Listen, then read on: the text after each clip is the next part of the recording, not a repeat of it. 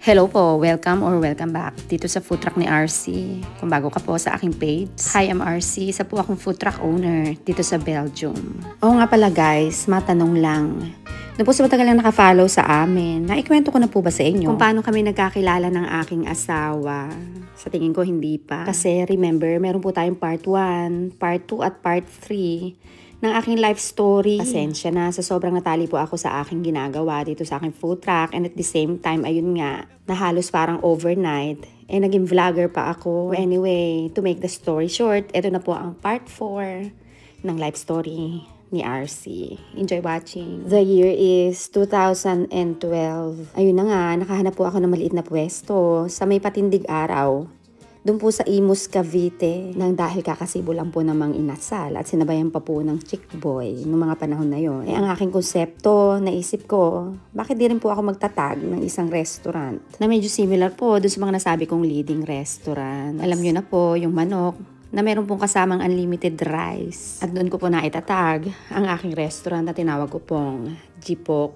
To make the story short, ayun na nga, since na meron po akong background sa interior design, wala na po akong sinayang na oras at dali-dali po ako naghanap ng mga tauhan para matulungan po ako to put my ideas and concept into reality. Fast forward na natin guys, July 13 ng 2012. Sa kauna-unahang pagkakataon, binuksan ko po ang pintuan ng Jipok sa public officially. Napakaliit lang po ng pwesto namin nun guys, with 10 tables at kakaunting bangko at upuan. Hindi ko po ma-explain sa inyo kung gaano po kalaki ang pangarap ko sa amin ng aking Jipok. Kaya naman guys, needless to say, masyado ko pong ginalingan together with my team ang aming pag-aasikaso at pagpapalago sa aking mumunting negosyo. Kaya naman po sa napakaiksing panahon, paunti-unti na pong nakikilala ang Jipok dito sa Imus at mga karatig bayan. So with that said, i-fast forward na po natin ulit. Kasi tulad po ng sinabi ko, napakalaki po ng aking pangarap para sa amin na aking Jipok. Kaya naisipan ko po maghanap na medyo mas malaking pwesto.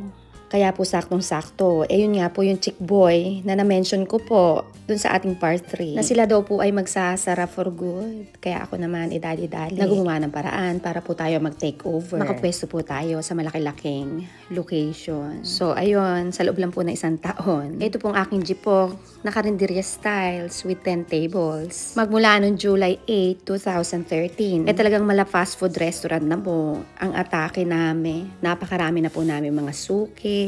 Nagkakaroon na rin po kami ng mga events, tulad po ng mga company parties, binyagan, birthdays, at meron po pong isang pagkakataon, pati po ang wedding, doon na din po nilang ginanap ang reception. Siguro nakikinikinita nyo guys na over the moon po ang kaligayahan ng inyong lingkod sa tagumpay na aming natatamasa ng aking Jipok. Kasi naman talagang tuloy-tuloy po ang pasok ng magandang grasya sa aking mumunting negosyo. At dyan na po papasok ang Rodriguez Brothers na malaking investor po sa food industry dyan po sa atin sa Pilipinas. At yan po ang aking ikukwento sa inyo sa aking susunod na upload guys. Pasensya na, meron pong part 5. Sa pagkakataon po na ito, promise, hindi ko po kayo pag-iintayin na matagal. Grabe guys, upon checking, Marso ko pa po pala yung part 3 nitong aking life story. Bye-bye, Sketcha. Bye. It's for now, okay? Uy. Turn off the light.